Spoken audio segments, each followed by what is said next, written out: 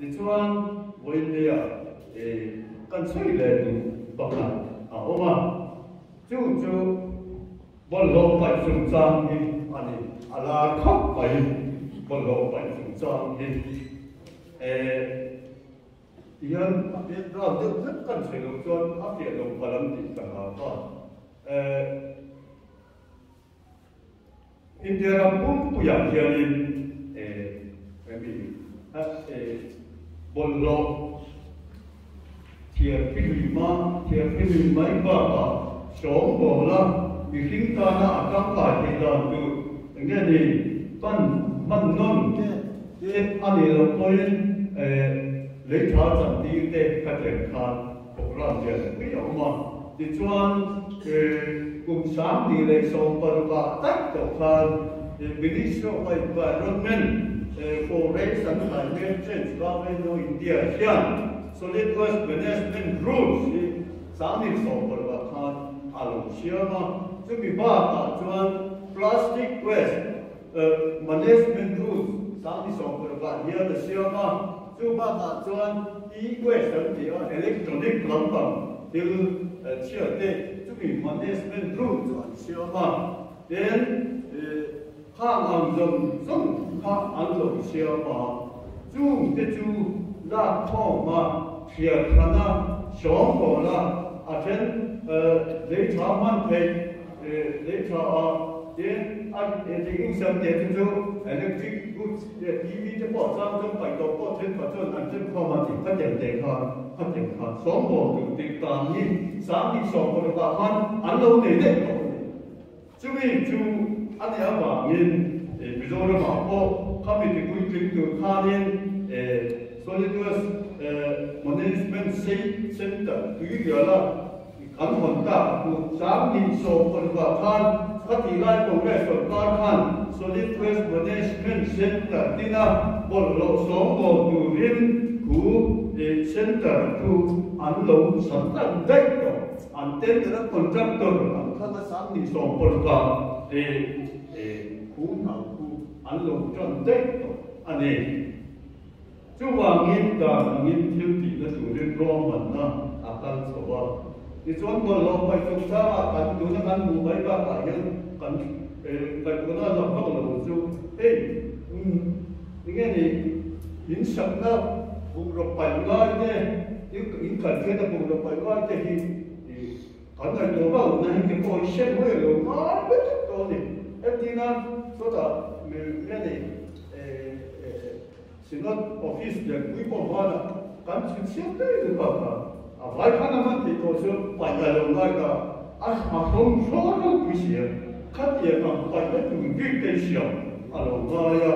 tin chúng ta cán phía đầm đồi những lệ thủy liên đồng đúng không? Tất nhiên là đồng đội một lọ không phải thì sau một tiếng nghe này đồng đội expire rồi chỉ độ không sinh hơi có gì đàn phát triển mà đồng ai mình chung dòng sông chung qua chuan các nhà khan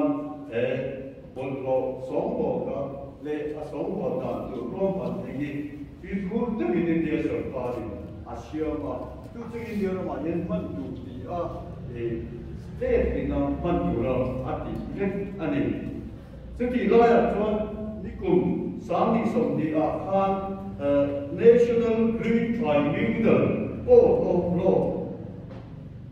anh thì chú chuẩn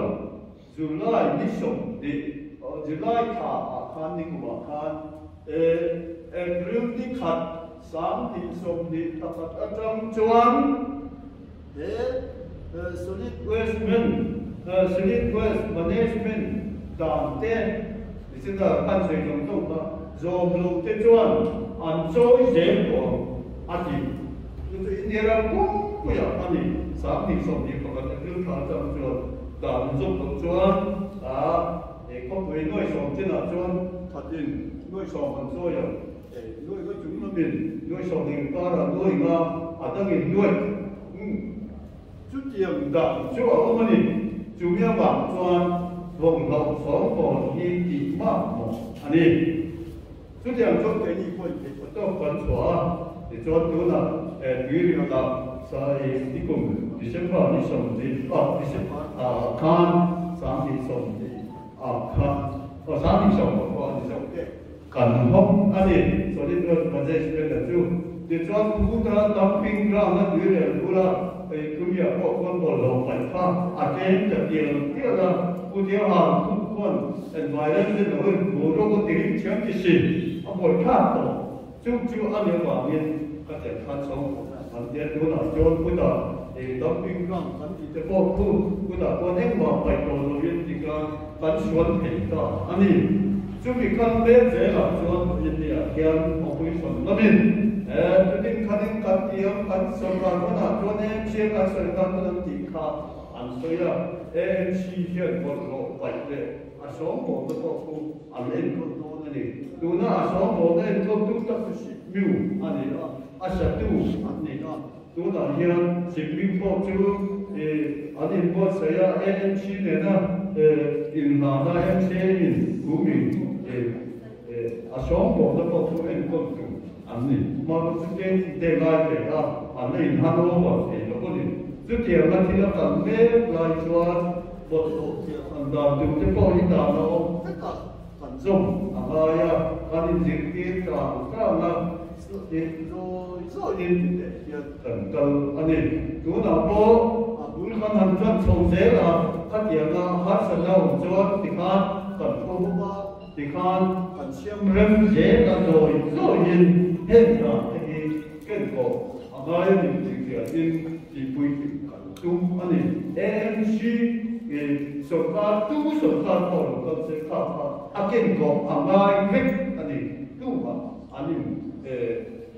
là không thể là em chỉ của nó đó nên tu vào cho tu là nhân một lỗ việc chúng ta mà tiếp tục đến cái gì số ca nó ra số ca cả những cái gì thì số ca chia sẻ là khai là thế nào hiện 아마에로 그 앞프라티카가 니딘디 다마에로 전투나 여탄에 지대가 신근데 보이는 소리와 예벌로 빠져 도도되는 거처리와 한석도 어디야 안소이가 제가 니칸조 소이구나 보다 아바인 아비에 대표적 간데 테이도 아하사 아합다 기법 원티야 아마에로 코베르 탐제라 코부이에 제기나 간คน간 생활관 좀 감성 về cái thế rồi ăn bổng thiểu đúng không có gì cái có là quý vị là sẽ được cho nên mình là phun tu tế phun lại đầu đông xong cái các điểm khan chỉ để cần chỉ biểu là một cái ăn sợi không được là đi lên miền biển nó có ăn sợi không á cứ để cho đem ruột thì ta phải tu tế số một tu tế đầu đông xong tu tế này na sợi không dễ thì để mà ruột ta dễ anh đông tổ soi sen phát là vô dụng na dù áp mà na bị quỷ các điểm đâu mà chỉ có chỉ tin nó định lộ anh cái này cho tu tế cần sợi tăng bây giờ anh ấy rồi chú các điểm nó tập tất cả các sản phẩm đi thì nó cần tối rồi chú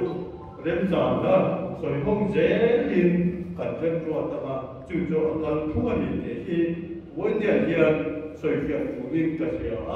đây những chuyện phía AMC con tu việc cần gì chúng mình bảo chuan để vấn đềจัดจิ้มรู้